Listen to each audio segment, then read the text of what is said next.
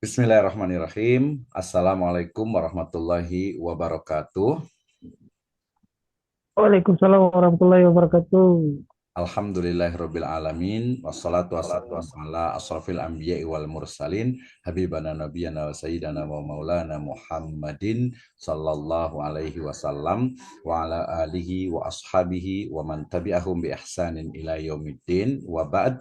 Qala Allah ta'ala fi kitabihil karim, a'udzu billahi minasyaitonir rajim, bismillahirrahmanirrahim, ya ayyuhalladzina amanu atiullaha wa atiur rasul wa ulil amri minkum fa in tanaza'tum fi syai'in farudduhu ila Allahi wa rasulih in kuntum tu'minuna billahi wal yaumil akhir zalika khairu wa ahsanu ta'wila. Wa qala Allahu azza wa jalla aidan wa ma kana lil mu'minin wala mu'minatin idza qadallahu wa rasuluhu amran ay yakuna lahumul khiyaratun an amrihim wa may ya'sillaha wa rasulahu faqad dhalla dhalalan mubina. Wa qala Rasulullah sallallahu alaihi wasallam fa alaikum bisunnati wa sunnati khulafaur rasyidin al mahdiyyin addu alaikum bin nawajid. Amma ba'd fa inna asdaqal hadithi kitabullah wa khairal huda huda nabiyyu sallallahu alaihi wasallam. Awalan aqulu lakum jazakumullahu khairan ala khudurikum fi hadhihi khissah at-tayyibah wa fi hadhihi lailah al-mubarakah insyaallah taala. Wa hadhihi lailah al-mubarakah insyaallah sanabhas yata'allaq bi kaifa syariatul Islam khasatan yakni fi Indonesia fi biladina wa aidan fi jiranuna yakni fi bilad atau fi yakni Malaysia. Wa jazakallahu khairan ala khuduri ustadina al-kiram al-ustad Dr. PJ Ismail Biji Musa.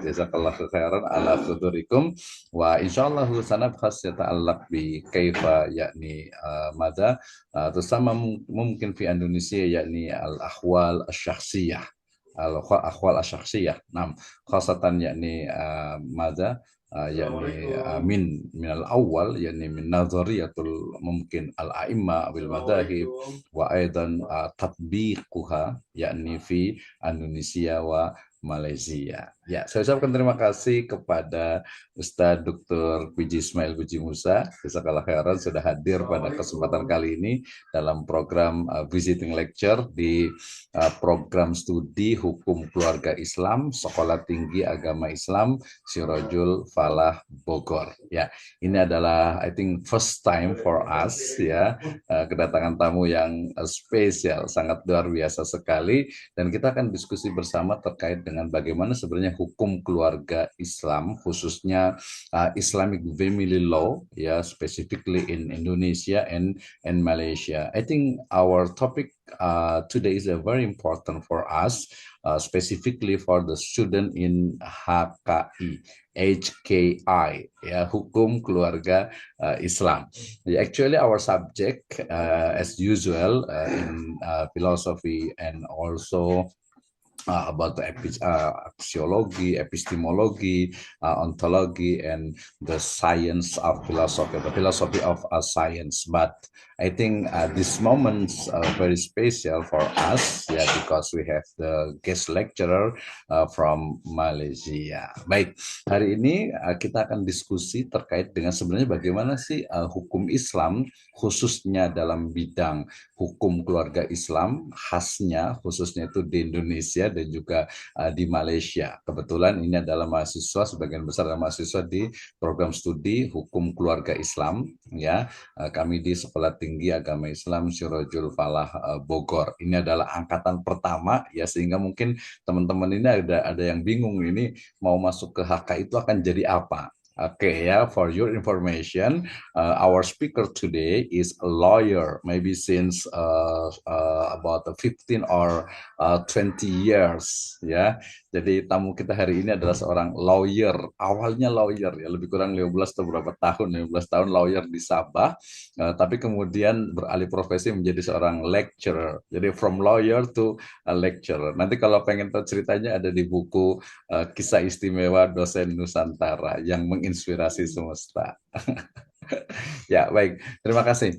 Menghemat waktu, saya berikan waktu sepenuhnya kepada Dr. Piji Ismail untuk menjelaskan tentang bagaimana sebenarnya dasar pemikiran dan juga implementasi praktek dari hukum keluarga Islam khususnya di Malaysia. Ya, kepada beliau kami persilahkan.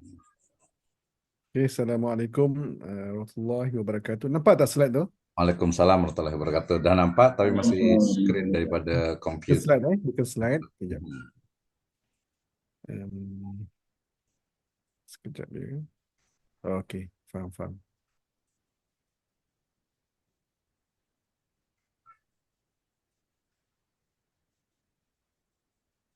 Oke, silakan. Sebentar ya, sebentar.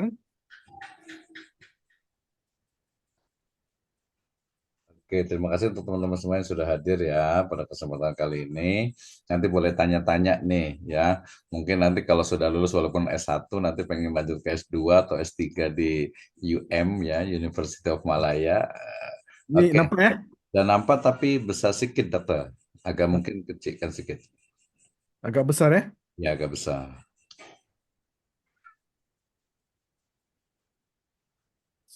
Sedikit lagi. Oke, cukup. Okey. Oke, silakan. Bismillahirrahmanirrahim. Assalamualaikum warahmatullahi wabarakatuh. Waalaikumsalam warahmatullahi wabarakatuh. Assalamualaikum warahmatullahi wabarakatuh. Saya ingin mengucapkan pertama sekali saya bersyukur kepada Allah Subhanahu wa taala kerana dengan limpah dan rahmatnya kita bisa ketemu malam ini ya, walaupun sebenarnya agak short notice juga Iya, Tapi kalau mendadak ya. InsyaAllah kalau Dr. Misri yang panggil saya akan say yes lah. I will say, tak boleh cakap tidak ya. Kerana perkenalan dengan beliau cukup menginspirasikan saya lah untuk menjadi seorang academician kerana keilmuan beliau yang agak tinggi juga. Jadi terima kasih kepada Dr. Wisnu kerana menjemput saya pada malam ini dan saya amat gembira sekali kerana dapat bertemu dengan para pelajar. Betul ya Dr. Wisnu? Ya, betul. Pelajar degree Para di pelajar degree Fakulti di Syariah. Fakulti Syariah dan Hukum. Walaupun di sini saya mengajar di Fakultas Hukum, di mana sini kebanyakannya undang-undang sivil Kerana Mhm, kalau di Universiti Malaya itu ada dua aliran. Pertama aliran sivil, aliran undang-undang sivil ataupun LLB. mhm, Di fakulti saya mengajar sekarang lah di Fakultas Hukum mhm, Universitas Malaya. Satu lagi aliran iaitu di Jabatan Syariah dan Undang-Undang, iaitu degree syariah. Itu di Akademi Pengajian Islam, okey? mhm. Tapi percayalah, okey, percayalah. Tapi saya pun tak pasti juga kalau di Indonesia ya. Kerana Percaya, percaya. kalau di Malaysia itu, walaupun kita belajar aliran syariah ataupun aliran civil, tapi apabila kita masuk ke kamar hakim ataupun mahkamah, Mhm, uh, prosesnya sama, prosedurnya sama dan walaupun inilah kita akan bincang macam mana hukum syarat tersebut dia boleh beradaptasi dengan sistem yang ada selagi mana dia tidak menyentuh perkara-perkara usul lah. mhm, Kalau melibatkan perkara usul memang dari segi undang-undang pun tak boleh. Mana di mahkamah syariah kita boleh katakan sebagai terbatal lah. Okey. Jadi alhamdulillah saya bertemu dengan para pelajar kerana saya yakin para pelajar tak kisahlah sama ada pelajar saya ataupun pelajar bukan pelajar yang belajar dengan saya. Bagi saya kamu semua adalah satu harta yang berharga mhm. harta yang berharga kepada negara. Sama lah itu pun kalau di Malaysia pun student saya memang agak utamakan lah. Jadi insyaAllah mungkin perkongsian pada hari ini bukan sekadar hari ini ya. Jadi Mhm. insyaAllah selepas ini saya akan berikan email Dr. Wisnu. Boleh ya? Saya akan boleh berhubung lah. Kalaupun boleh juga menjadi rakan di FB kerana FB banyak juga memberikan ruang kepada kita untuk berkomunikasi ya, untuk berdiskusi. Jadi sekiranya ada keperluan untuk memahami, saya rasa ada keperluan insyaAllah. Pasal kami pun di Malaysia memerlukan kefahaman terhadap undang-undang keluarga Islam di negara Nusantara ya. Kerana ada juga terlibat dalam perkahwinan luar negara perkahwinan Iya, sempadan. betul. Itu ada berlaku. Jadi mahu tidak mahu kita perlu mengetahui. Okey? Sama ada undang-undang di Malaysia ataupun di Indonesia. Okey. Jadi pada hari ini saya akan cuba berbincang bukan kuliah ya, ini perbincangan biasa, Hmm. santai saja ya, santai ya. Santai, Benar ya? santai, santai. Santai, berkenaan dengan falsafah dan implementasi Undang-Undang Keluarga Islam di Malaysia. Jadi pembentangan ini agak-agak basic sangat-sangat basic ataupun sangat-sangat asas. Jadi ini merupakan agenda kita pada hari inilah ataupun apa yang kita akan diskusikan pada hari ini, dan mungkin yang mencabarnya ialah dalam yang keenam keenam tu kita Mhm. akan tengok the real issue yang berlaku di Malaysia. Kerana dari segi framework tu mungkin tidak begitu um, tapi tak apalah, kita sama-sama ni sama-sama ikuti kuliah ini. Betul. Okey, pertama sekali sebelum kita memahami mengapakah undang-undang Islam itu digubal, okey, kerana saya terlibat dalam masa penggubalan undang-undang keluarga Islam, saya terlibat pada ketika itu. Pada tahun 2003 merupakan tahun pertama saya bertugas di Jabatan Agama Islam. Saya terlibat dalam drafting undang-undang kekeluargaan Islam di Sabah lah. Jadi sebenarnya undang-undang tersebut dia perlu memenuhi apakah kehendak hukum syarak. Okey? Jadi mau tidak mau kita kena memahami apakah sebenarnya tujuan undang-undang tersebut digubal ataupun apakah sebenarnya perkahwinan dalam Islam. Okey, pertama sekali seperti mana kita ketahui bahawa memenuhi fitrah manusia di dalam surah Ar-Rum ayat 21. Ini mungkin saya rasa mungkin para pelajar mungkin boleh membaca sendiri dan memahami dari segi tafsirnya macam mana. Jadi kalau kita memahami selain daripada untuk memenuhi fitrah, kita juga memahami bahawa fitrah manusia itu ialah bersayang-sayang apa semua kan. Memerlukan tanggungjawab. Okey? Kita tidak akan bisa untuk berinteraksi dengan baik, berkasih sayang kalau kita tidak faham tentang tanggungjawab. Jadi mau tidak mau bila kita bercakap pasal fitrah, termasuklah fitrah untuk bertanggungjawab. Okey. Kedua ialah mengelakkan maksiat. Okey? Kerana itulah dalam dalam undang-undang perkahwinan, kita amat-amat memerlukan kepada kefahaman terhadap peraturan. Okey? Kenapa? Kalau peraturan tidak betul ataupun melanggar peraturan, berkemungkinan besar perkara tersebut tidak sah dari segi hukum. Itu yang kenapa kalau kita bincang nanti, ada penalti ataupun ada punishment yang diperuntukkan oleh kerajaan sekiranya berlakunya pelanggaran terhadap undang-undang kekeluargaan Islam. Okey? Seterusnya, keturunan pentinglah. Berkait juga kenapa kita perlu undang-undang yang begitu teratur, undang-undang yang begitu jelas kedudukannya dari segi hukum, kerana kita memastikan bahawa undang-undang ini dapat mencapai hasrat, iaitu untuk melahirkan keturunan yang baik. Okey, melahirkan keturunan yang nasab yang betul dari segi hukum. Jadi ini kita boleh refer kepada 72 lah. Okey. Jadi bayangkan kalau macam I'm not sure kalau macam rakan para pelajar di Indonesia tahu ataupun ada mengikuti perkembangan di Malaysia tentang JSB Mhm. JSB itu pun banyak isu hukum berkaitan dengan nasab. Ya, betul. Ini merupakan satu masalah bila kahwin tu tidak mengikuti peraturan. Mhm. Inilah masalahnya. Jadi sekarang ada lagi tak? Okey, keempat ibadah lah. Jadi kenapa ibadah? Oleh kerana itulah kita perlu memperaturkan setiap proses proses perkahwinan daripada bertunang sampai kepada perceraian. Even selepas perceraian, undang-undang mesti memperaturkan agar tidak membawa kezaliman kepada mana-mana pihak. Okey? Jadi kalaulah berlaku kezaliman, pastilah itu bukan ibadah.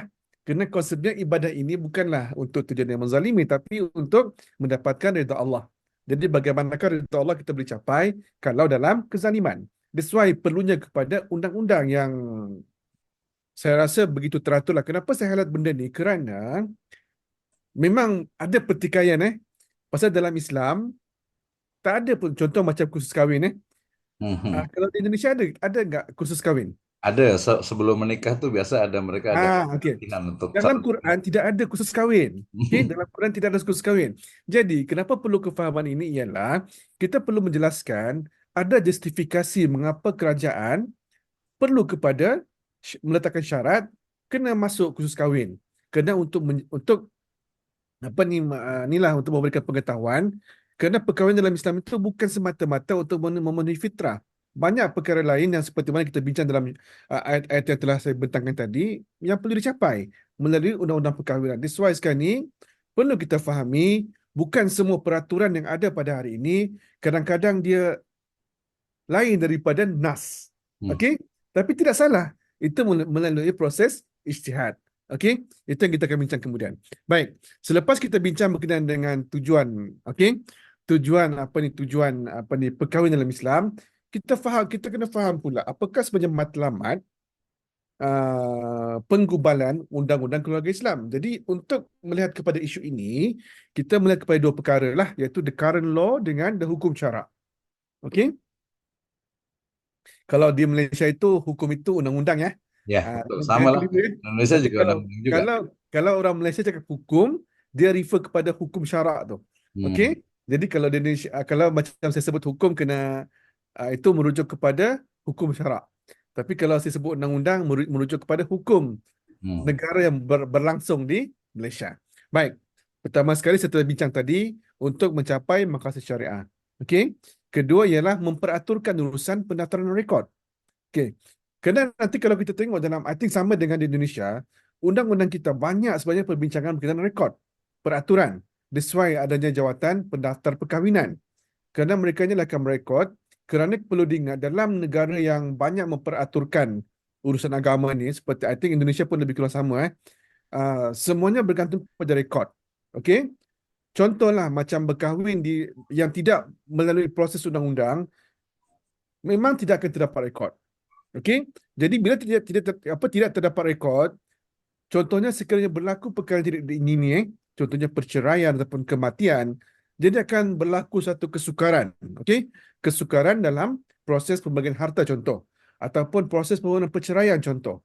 Okey? That's why sekarang ni kenapa undang-undang perlu kepada proses pendaftaran, pasal ini merupakan keperluan negara. Okey? Jadi kita jangan berhujah, kamu nanti sebagai peguam, sebagai pengacara di mahkamah, kamu kena melihat the current legal needs, apa keperluan undang-undang, dan bukan sekadar daripada hukum syarak. Okey? Kerana hukum syarak itu sifatnya ialah complement the law. Melainkan sekiranya law tersebut bercanggah dengan hukum syarak, itu lain. Okey? Itu memang terbatal. Kalau ikut undang-undang Malaysia pun terbatal, undang-undang syariah di Malaysia lah. Okey, kemudian ialah untuk menjamin hak semua pihak. Okey? Hak semua pihak ni termasuklah anak, ya, anak suami isteri lah. Tapi kalau untuk domestic violence ataupun kekerasan rumah tangga, KDRA ya. Apa itu kekerasan rumah tangga? KDRA. KDRT. KDRT. KDRT, okey. Ya, Kalau kekerasan KDRT dalam itu rumah tangga. di Malaysia ada dia punya law tersendiri, okey. Kerana kalau di Malaysia KDRT konsepnya ialah turut melibatkan contoh mertua ataupun melibatkan anak angkat, okey, melibatkan orang gaji, mungkin pembantu rumah. Jadi kalau berlaku KDRT itu di bawah undang-undang lain. Cuma kalau untuk undang-undang syariah, undang-undang keluarga, dia lebih merujuk kepada pihak yang langsung dalam keluarga tersebut, iaitu suami, isteri dan juga anak-anak. Okey, that's why dalam undang-undang ni dia merujuk kepada nafkah anak, semualah. Okey, jadi sekarang ni undang-undang ni dibuat, okey, digubal untuk menjamin hak semua pihak. Tinggal lagi sama ada masyarakat faham ataupun tidak faham apakah hak yang diperuntukkan kepada mereka di bawah undang-undang. Ini masalah besar. Nanti kita akan bincang kemudian. Okey? Kerana yalah, contoh nanti kita akan bincang kalau bab poligami. Poligami, kalau sering menasihatkan, even semalam saya bagi kuliah pasal poligami, banyaklah yang tidak bersetuju kan. Ya, pasal poligami itu bukan kewajipan ya. Bukan suatu, dia cuma harus. Okey? Bahkan kalau kita tengok pada surah An-Nisa tersebut, dia tidak digalakkan pun poligami. Cuma dibolehkan, cuma tidak digalakkan. Melainkan kalau kita berlaku adil, dapat berlaku adil.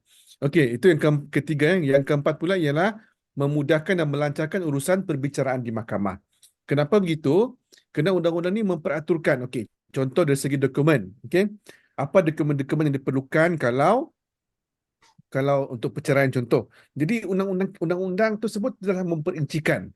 Kemudian dalam undang-undang tersebut juga ataupun dalam proses tersebut juga ada yang dikatakan sebagai suluh, majlis suluh ataupun penimbang taralah, arbitration. Jadi ini sebenarnya telah mempercepatkan proses perbicaraan di mahkamah. Okey, bukan semua kes kalau berdasarkan kepada suluh tersebut, bukan semua proses aduan ataupun tuntutan perlu kepada perbicaraan penuh. Okey, dia mesti setengah kes dia mesti melalui proses suluh terlebih dahulu sekiranya dapat diselesaikan secara persetujuan. Jadi tidak perlu kepada perbicaraan. Kerana kita tahu kalau perbicaraan, I think all of you, okay, semua pelajar faham kalau perbicaraan ni mau tidak mau kita terpaksa membuka aib Kita terpaksa membuka aib kerana itulah matlamat mahkamah untuk melihat syikak melihat apa ni masalah dalam rumah tangga. Jadi mau tidak mahu kalau macam tidak ada persetujuan, dia apa ni akan membawa kepada proses yang begitulah tidak begitu manis. Tidak begitu, bagi saya tidak begitu mencapai matlamat syarak lah. Kerana syarak ni kita nak ni bersilaturahim, tiba-tiba berlaku perceraian, buka aib, okey, membuka aib masing-masing kena untuk mendapatkan kemenangan di mahkamah. Okey, so kalau para pelajar semua menjadi seorang peguam pengacara di mahkamah nanti, saya doakan saya doakan semuanya berjaya nanti. Jadilah peguam yang cuba untuk mencari penyelesaian secara damai, bukannya mencari penyelesaian melalui proses yang perlu kepada membuka aib. Okey, tapi kalau perbicaraan penuh, memang you kena buka aib jugalah, pasal itu merupakan keperluan dalam undang-undang pun. Kalau contoh you minta fasakh di mahkamah, memang you kena buktikan bahawa tuduhan ataupun sebab fasakh tersebut berlaku oleh pihak-pihak lah. Jadi mau tidak mau terpaksa buka aib. Seterusnya ialah memberikan hukuman yang kelima terakhir, memberikan hukuman penalti lah. Jadi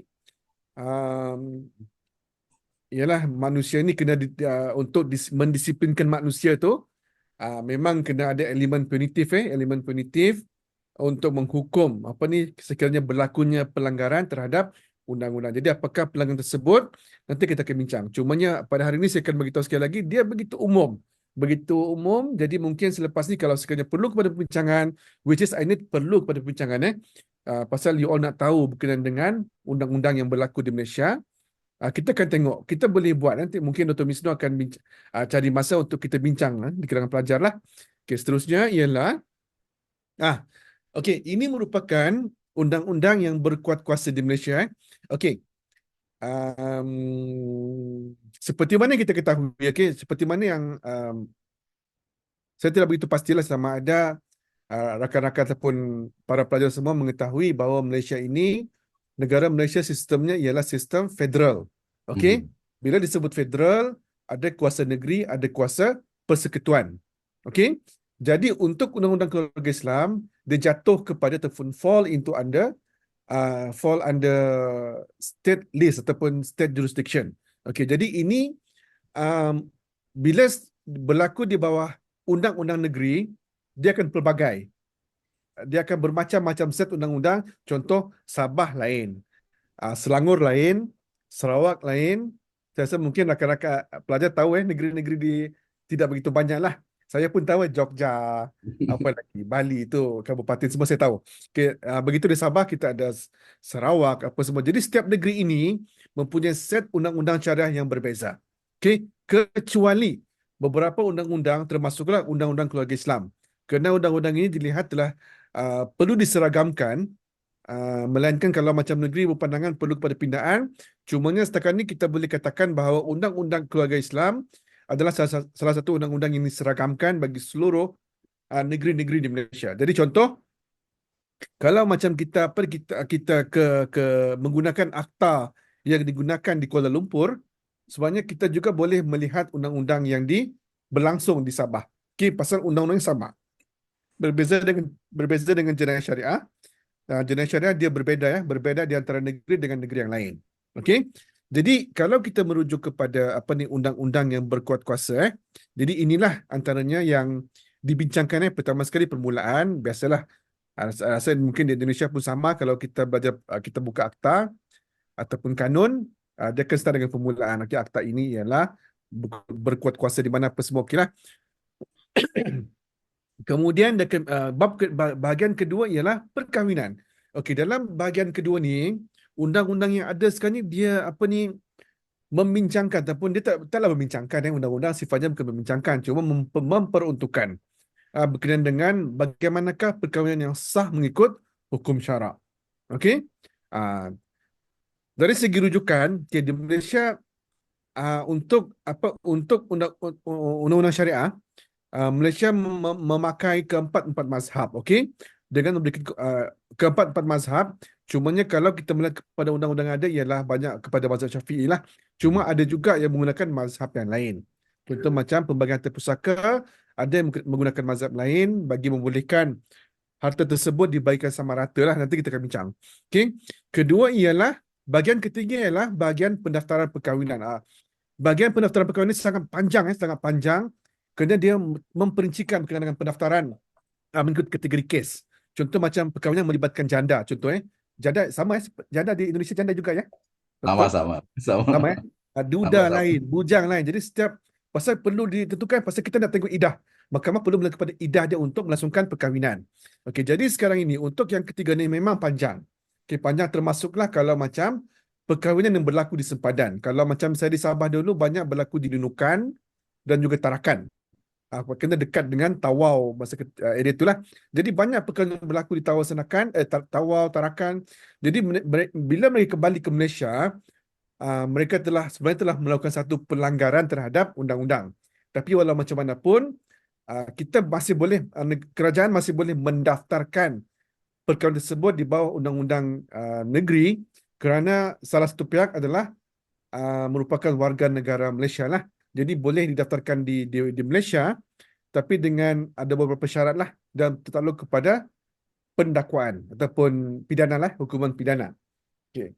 Seterusnya ialah bahagian yang keempat ialah penalti. Okey. Kita sudah bincang tadi berkaitan dengan pendaftaran perkahwinan, terdapat banyak pelanggaran, okey. Contoh macam ya yang seperti saya bentangkan tadi, yang kahwin diterakan, kahwin di bukan tidak boleh kahwin diterakan, boleh. Cumanya ada syarat dia. Sebelum berkahwin diterakan, dia kena dapatkan kebenaran daripada pendaftar di Malaysia dahulu.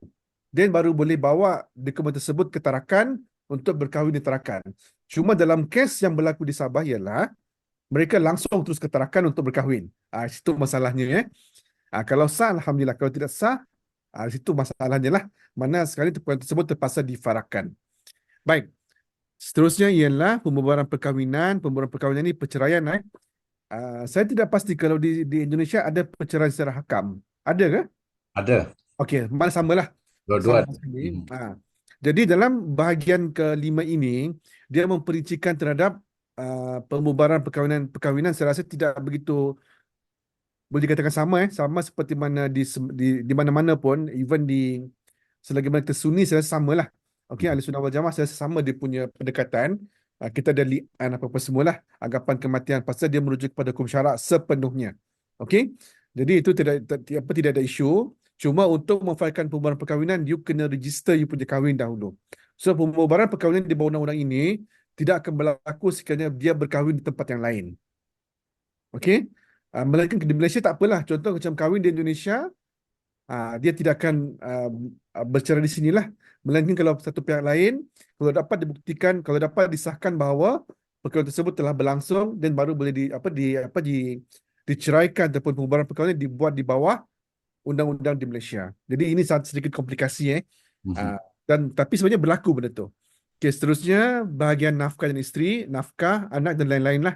Jadi nafkah ni normal ada macam-macam nafkah, nafkah iddah, nafkah tertunggak, okey. Dia detail dia memperincikan terhadap nafkah, okey.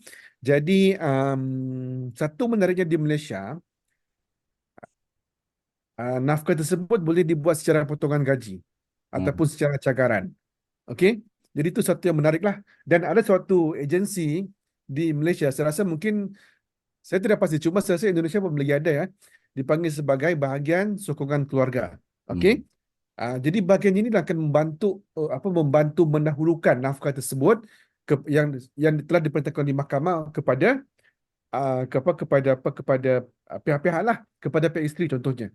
Jadi dia membantu mempercepatkan proses nafkah dan membantu menjaga kebajikan para isteri yang dicerai. Jadi itu dipanggil sebagai bahagian sokongan keluarga, okey, di bawah Jabatan Kehakiman Syariah Malaysia. Okey, saya rasa saya tak tahu nanti mungkin kita boleh share dengan di Indonesia apakah terdapat agensi yang seperti itu. Seterusnya penjagaan, ini pun saya rasa agak biasalah. Cumanya sesuatu yang menarik, menarik perbezaannya ialah um, untuk selain daripada Sabah dan Sarawak, okey, negeri-negeri lain di semenanjung Malaysia ataupun tanah Melayu ni dia tidak membenarkan tentang anak angkat. Mana sekali Mahkamah Syariah tidak boleh memberikan kuasa terhadap anak angkat. Tapi berbeza dengan di Sabah dan Sarawak. Okey, Sabah Sarawak dia boleh membenarkan Mahkamah Syariah untuk membuat pengisytiharan anak angkat. Okey, ini kita akan bincang kemudian. Okey, pelbagai ini biasalah tak ada yang mana-mana yang bukan termasuk dalam bab-bab di atas, dia akan masuk kepada bahagian pelbagai, kemudian penalti dan bahagian yang umum lah. Okay, itu merupakan undang-undang yang kandungan undang-undang yang ada di Malaysia. Okey. Seterusnya ialah kita melihat sekarang elemen-elemen, okey, elemen-elemen undang-undang dan pelaksanaan undang-undang keluarga Islam di Malaysia. Okey, pertama sekali hukum syarak lah. Hukum syarak merupakan rujukan utama kepada penguatkuasaan undang-undang. Jadi sekiranya berlakunya lakuna tahu sekiranya tidak terdapatnya kelompongan dalam undang-undang, mana sekarang ni dia mesti merujuk kepada hukum syarak. Hukum syarak mana? Hukum syarak 4 mazhab. Okey? Bergantunglah macam mana you argue di mahkamah, buat argument di mahkamah, contoh macam seseorang tersebut bermazhab Hambali contoh. Okey? Jadi dia nak mahkamah dengar kes dia tu berdasarkan kepada mazhab Hambali. Sebenarnya boleh, tak ada masalah. Okey? Pasal dalam undang-undang keluarga Islam, bukan si keluarga Islam, undang-undang keluarga dia merujuk kepada 4 mazhab, melainkan pengeluaran fatwa.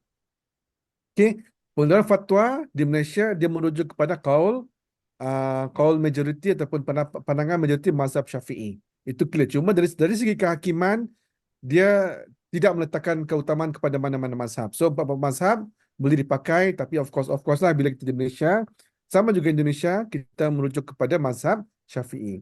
Okay, kemudian terdapatnya elemen punitif, okey, bagi kesalahan-kesalahan formaliti. Ini bagi mendisiplinkan masyarakat lah. Kerana undang-undang dibuat bagi menjamin hak mereka, okey, hak mereka.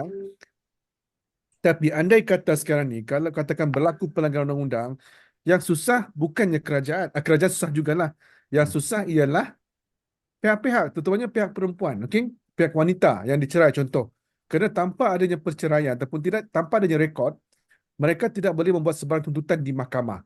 Contohnya nafkah, okey, harta sepencarian, mutaah, okey. Ini tak boleh tuntut di mahkamah kerana tidak dapat rekod perkahwinan.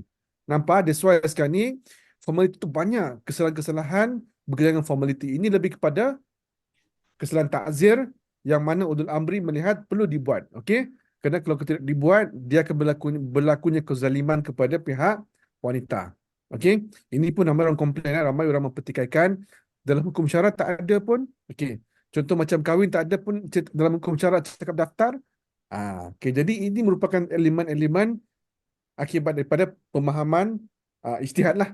Okey, ijtihad. Kemudiannya adanya elemen restoratif, okey, akibat daripada pelanggaran lah. Contohnya macam poligami. Okey, actually poligami ini pun saya tidak pasti di Indonesia macam mana.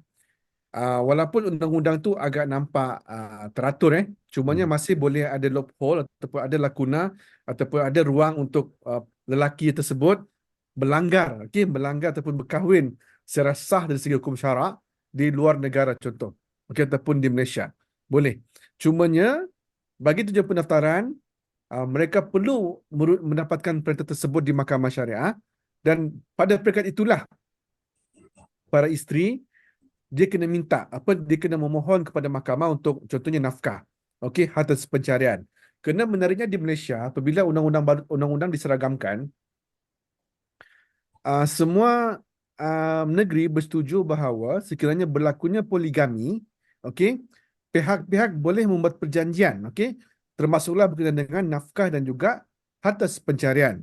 Kerana dari segi prinsipalnya, harta pencarian hanya boleh dituntut sekiranya berlakunya perceraian. Tetapi dalam kes poligami dibenarkan. Okey, dibenarkan membuat tuntutan harta pencarian.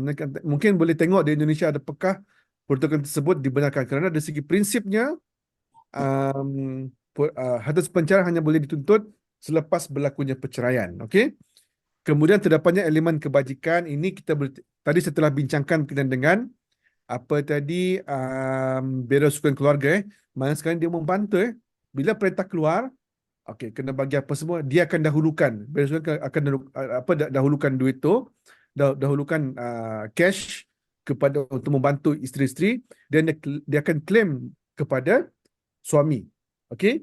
Ini dipanggil sebagai hiwalah lah. Okey? Jadi ini berlakulah. Kemudian satu lagi terakhir ialah adanya agreement penimbang ataupun suluh. Okey, ini banyak membantu menyelesaikan kes secara aman, secara damai. Kena ialah bila berlakunya perkahwinan, kalau boleh nasihatkanlah anak guam kamu nanti. Okey, kamu semua akan jadi peguam insya-Allah. Saya doakan. Okey, pengacara. Peguam itu pengacara kalau di Malaysia ya. InsyaAllah saya doakan kamu semua akan jadi pengacara. Kalau boleh, bantulah anak guam kamu untuk mengakhiri perkahwinan mereka dengan cara yang aman, cara yang damai, cara yang bermusyawarah. Okey, jadi kalau di Malaysia itu ada proses suluh. I'm sure di Indonesia pun mungkin ada ya. Saya rasa ada benda tu. Ya, sama sulh. Jadi suluh, as-suluh. Okey, Asuh. as-suluh. Tapi bukan semua kes Tapi perceraian merupakan salah satu yang boleh dibuat secara suluh. Okey? No, perceraian tidak boleh. Ni, nafkah boleh dibuat secara suluh. Okey, seterusnya ini merupakan agensi-agensi yang wujud di Malaysia bagi membantu dalam urusan perkahwinan ataupun urusan pentadbiran undang-undang keluarga Islam lah. Pertama sekali Mahkamah Syariah, ini semua sudah maklum lah. Kedua ialah Jabatan Hal Ehwal Agama Islam Sabah. Apa tadi QA? Kantor Urusan agama. agama. Kantor agama, kantor urusan agama. Jadi sama fungsi dia. Ya. Ini di bawah Jabatan Hal Ehwal Agama Islam. Kemudian ada satu lagi ialah Jabatan Bantuan Guaman. Mana ini membantu mereka-mereka tidak mampu, tidak berkemampuan dari segi material untuk melantik pengacara. Jadi ada satu jabatan di Malaysia, mereka ni akan memberikan bantuan ataupun khidmat guaman. Kalau pun tidak secara dia umumnya secara percuma lah. Percuma itu gratis ya, bukan Iya, percuma gratis. sia-sia ya. Kalau percuma itu sia-sia, tapi ini gratis. Okey, secara gratis. Tetapi ada juga dalam setengah kes dia kena bayar jugalah. Cumanya maksudnya bukan gratis tapi jumlah yang sangat-sangat sedikitlah murah. Okey, jadi ini membantu pihak-pihak yang memerlukan khidmat peguam. Kerana kalau macam hadanah hadanah saya rasa perlu kepada khidmat peguam lah. Atas pencarian perlu kepada khidmat peguam kerana keterangan yang diberikan tu agak complicated lah. Mana banyak yang berdasarkan kepada qarinah. Jadi memerlukan kepada seorang pakar. Jadi ialah kena latih seorang peguam dalam kes-kes yang saya rasa begitu rumit kalau dalam konteks undang-undang keluarga Islam. Seterusnya tadi ialah terakhir ialah bahagian sokongan keluarga lah, BSK kita panggil. Okey. Ini ditubuhkan di setiap negeri. Di setiap negeri ada satu BSK dan pentadbirannya diletakkan di bawah Jabatan Kehakiman Syariah Malaysia. Seterusnya ialah cabaran. Okey, cabaran. Kenapa saya letakkan di sini ialah kita mempunyai sistem pluralism. Okey. Legal undang-undang legal pluralism, undang-undang yang begitu kompleks. Okey. Kerana kalau di Semenanjung dia cuma ada dua lah, Mahkamah Sivil ataupun Mahkamah Umum, kemudian Mahkamah Syariah. Tapi bagi di Sabah Sarawak ada 3 mahkamah. Okey, itu nanti boleh refer. Saya akan bagi slide ni kepada ni lah, kepada Dr. Misdo nanti, mungkin boleh tengok macam mana. Okey, jadi sekarang ni dia sangat-sangat eksklusif. Okey, contoh macam perkahwinan yang didaftarkan di Mahkamah Sivil bagi yang non-Muslim ataupun anak negeri Sabah Sarawak yang memilih untuk berkahwin di bawah Undang-Undang Sivil dipanggil sebagai Law Reform Act. Okey, so mereka ini daripada kahwin sampai cerai akan ditadbir di bawah Undang-Undang Sivil lah, di Mahkamah Sivil. Okey, bagi orang Islam tidak ada pilihan. Okey, mereka perlu mendaftarkan perkahwinan mereka di Mahkamah Syariah. Okey, di mahkamah negeri-negeri lah. Tapi bagi anak negeri Sabah dan Sarawak, anak negeri means bumi putra, peribumi, native. Okey, native Sabah dan Sarawak, mereka boleh memilih. Okey, mereka boleh memilih bagi yang bukan beragama Islam. Tadi saya sudah jelaskan kan, bagi yang beragama Islam dia mesti kepada Mahkamah Syariah. Tapi bagi anak negeri native Sabah dan Sarawakian, dia boleh memilih sama ada mereka mahu berkahwin di bawah Mahkamah Anak Negeri, di bawah akta dia lah, di bawah enactment anak negeri, ataupun di bawah Law Reform Act. Okey, kalaulah mereka mendaftar di bawah Law Reform Act, mereka akan Semua urusan akan ditadbir di Law Reform Act lah. Tapi kalaulah mereka berkahwin di bawah anak negeri, mereka boleh mereka perlu menguruskan perkara mereka sepenuhnya di mahkamah anak negeri. So tidak akan wujud campur tangan. Secara teorinya lah, secara teori tidak akan wujud campur tangan. Akan tetapi, okey, ini saya rasa tidak perlu dibincangkan lah, kerana ini secara boleh dibaca nanti. Ini merupakan apa ni punca kuasa yang diberikan oleh Perlembagaan Persekutuan kepada negeri untuk menggubal undang-undang berkenaan dengan keluarga Islam. Banyak lagi lah jenayah Islam semua dekat sini, wakaf semualah. Boleh dibaca lah. Ini merupakan yang menjadi skop kerajaan negeri dalam undang-undang syariah. Okey. Ini yang kita nak bincang. Bila terlalu eksklusif, terlalu eksklusif sekarang ni terdapatnya, kita abaikan typo tu. Okey. Kita tidak menafikan bahawa ada kes contoh macam mereka berkahwin di bawah Law Reform Act, okey, di bawah mahkamah sivil, tiba-tiba dalam mungkin beberapa tahun kemudian satu pihak masuk agama Islam ataupun convert lah kepada agama Islam. So sekarang macam mana perkahwinan mereka sekarang? Okey. Terdapat pindahan baru di bawah Law Reform Act. Kalau dahulu yang boleh memfailkan perceraian ialah isteri. Mereka yang masih lagi mereka yang bukan beragama Islam. Okey. Tapi pindahan telah dibuat kepada Law Reform Act, okey, ataupun akta memperbarui undang-undang. Pihak yang beragama Islam pun boleh memfailkan perceraian di mahkamah sivil di bawah Law Reform Act, okey. Akan tetapi anak-anak, okey, berlakunya unilateral conversion ataupun apa dia panggil unilateral conversion dalam bahasa kita, dalam bahasa Bahasa Melayunya apa biasanya? Pemelukan Islam kanak-kanak sebelah pihak, okey? Lebih kurang unilateral conversion, okey? So sekarang ni ini berlaku, okey? Banyaklah kes yang diputuskan. Mungkin saya tidak akan bincangkan di sini lah. Ada kes Subashini, kes banyak lagi. Cumanya apa yang berlaku sekarang ni ialah kalau dalam kes Subashini, kedua-dua mahkamah boleh memfailkan, boleh mendapatkan perintah. Itu dah berlaku konflik sekarang. Dua-dua mahkamah boleh buat perintah. Mana mahkamah syariah boleh melakukan perintah hadanah. Okey. Kemudian mahkamah sivil pun pasal dia di bawah Law Reform Act, dia berkuasa untuk membuat satu perintah juga untuk dari segi hak jagaan. Okey, jadi sekarang ni ini berlaku kerana pentafsiran terhadap perlembagaan persekutuan merupakan undang-undang tertinggi di Malaysia. So sekarang ni mana-mana undang-undang ataupun peraturan yang bertentangan dengan perlembagaan persekutuan, mereka mestilah terbatal setakat mana yang bercanggah tersebut. Okey, itu asasnya lah. Okey. Jadi sekarang ni cuma terbaru dalam kes Indira Gandhi, mereka mestilah diputuskan di mahkamah sivil. Maksudnya sekarang ni dua-dua pihak mestilah bersetuju terhadap pemelukan Islam kanak-kanak tersebut. Okey, itu yang berlaku dalam kes dalam kes Indira Gandhi. Jadi ini pun satu perkara yang walaupun dari segi undang-undang sudah kelihatan selesai, cuma dari segi amalannya agak saya rasa masih banyak terdapat perlu pada perincian lah, kerana berlaku juga anak-anak dibawa lari, dihilangkan apa semualah. Dan itulah. Jadi ini saya rasa perlu kepada satu pendekatan yang lebih harmonis, lebih harmonis di antara mahkamah syariah dan mahkamah sivil. Okey, seterusnya ialah pembagian harta pusaka. Ini pun juga dalam skop undang-undang keluarga Islam, okey. Dan juga pelantikan pentadbir harta, okey, administration lah. Okey, okey. So sekarang ni untuk kecuali Sabah Sarawak, Sabah Sarawak ada special. Kenapa special? Kerana sejarah legal sistemnya lain. Okey, kerana di Sabah dan Sarawak, undang-undang Islam itu berkembang di mahkamah adat sebenarnya tau. Okey, dia mahkamah adat datang dulu, dan baru mahkamah syariah pada zaman kolonial.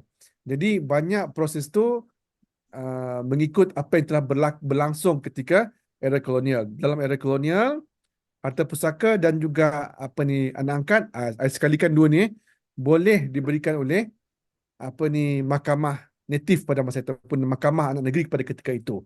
Jadi bila pentadbirannya berpisah, so sekarang ni mahkamah syariah pun masih mempunyai kuasa untuk mengeluarkan perintah harta pusaka dan juga perintah pelantikan pentadbir harta dan seterusnya dan juga perintah anak angkat. Okey, tapi ini tidak berlangsung di negeri-negeri lain di semenanjung Malaysia. Jadi ini pun jadi isu jugalah. Apa yang berlangsung di negeri-negeri lain di semenanjung Malaysia ialah mahkamah-mahkamah hanya boleh mengeluarkan sijil faraid sahaja. Okey. Jadi sijil faraid tersebut akan dibawa ke mahkamah sivil untuk pelantikan harta pentadbiran, pentadbir harta lah. Jadi dia dibawa ke probate lah, ke probate. Jadi ini merupakan satu konflik yang saya rasa um, perlu pendekatan yang harmonis juga lah, perlu pendekatan harmonis agar elemen syarak tu tidak tidak hilang, tidak hilang apabila perintah tersebut dibuat. Okey, kena ingat bila perintah tersebut dibuat di mahkamah sivil, pertimbangan utamanya bukanlah melihat kepada hukum syarak, tetapi kepada undang-undang semasa dan juga keadilan dalam konteks mahkamah sivil. Okey, tapi bila undang tersebut dibuat di mahkamah syariah, pastilah keutamaan kepada hukum syarak, of course kepada keadilan juga. Okey, jadi ini merupakan isu yang saya rasa agak sukar untuk diselesaikan. Cumanya itulah, kalau pun tidak boleh selesai, mungkin perlu kepada satu pendekatan yang lebih harmonis. Okey, agar tidak menjaskan elemen hukum dekat situ. Okey, jadi saya rasa share itu saja saya punya Oke, perbincangan luar pada hari biasa. ini. Mungkin lepas ni kita akan share. Saya stop share. Oke, boleh Okay, silahkan. Terima back to kasih you. dokter. Luar biasa Okay. sekali ya. Jadi biasa apa sih namanya tuh biasa istilahnya tuh serius kan di academician di university. Susah sikit lah bila nak sembang santai itu. Oh, serius ya? Bisa ada lebih dalam 50 menit. Oke, terima kasih nih yang sudah hadir cukup banyak nih.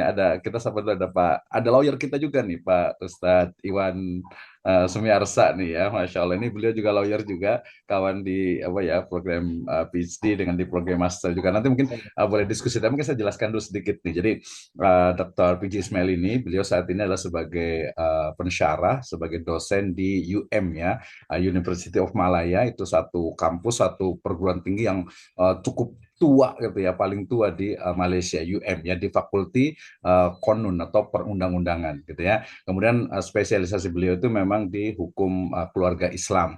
Beliau dari 2003 itu menjadi peguam. Tadi peguam itu adalah lawyer ya, jadi pengacara di negeri Sabah sana ya. Kemudian juga sempat juga menjadi sebagai wakil jaksa syariah di Giants ya tahun 2003. Kemudian juga menjadi sebagai tadi pengukuhan status agama di Pengadilan Syariah di Sabah dari tahun 2012 sampai 2015 ya. Kemudian mengajar di UM ini tahun 2022, tapi udah sangat profesional karena memang dari praktisioner lah, dari praktisi ya. Kemudian sampai saat ini beliau juga sebagai anggota Muzakarah untuk Fatwa Negara Sabah Komite dari tahun 2024 sampai 2026 ya. Kemudian juga anggota Komite Nasional Legislatif juga untuk lembaga pemerintahan ataupun swasta ya, masa sidang 2022 sampai 2024 di Jakim ya. Kemudian bagian penelitian, dan yang paling penting saat ini beliau juga sebagai ahli muzakarah untuk Fatwa Negeri Sabah ya sejak tahun 2024 sampai 2026 gitu ya. Jadi tadi itu beliau berbicara tentang bagaimana sebenarnya bahasa Indonesianya nih ya Dr. PJ ya. Jadi PJ Ismail bin PJ Musa. Mungkin kalau nggak tahu PJ itu artinya pangeran ya, pangeran gitu ya. Jadi darah biru lah kalau bahasa Indonesianya ini ya. Jadi Pangeran Ismail gitu karena memang dari Sabah sana ya.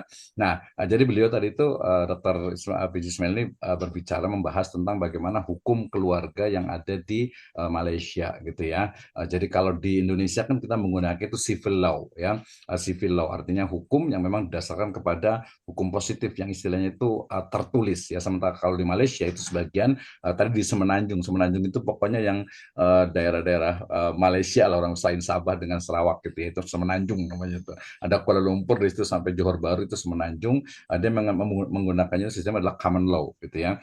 Nah, sehingga memang agak sedikit beda nih antara civil law dengan common law. Sehingga nanti teman-teman yang biasa kuliah di Malaysia kemudian pulang ke Indonesia itu biasanya yang LLB-nya itu ngambil di UKM, ngambil di UM itu biasanya harus belajar lagi hukum sistem hukum yang ada di Indonesia karena sipil, walaupun dipelajari tapi kadang agak berbeda. Nah, kemudian dari sisi hukum keluarga tadi sama sebenarnya ya, di sana ada hukum syariat itu sebagai pedoman jelas gitu ya, karena memang untuk muslim gitu ya. Nah, kalau di Indonesia ini kan dia kalau sekarang ini sebenarnya yang sekarang berlaku yang tadi untuk apa umat Islam itu dia menikahnya itu di kantor urusan agama.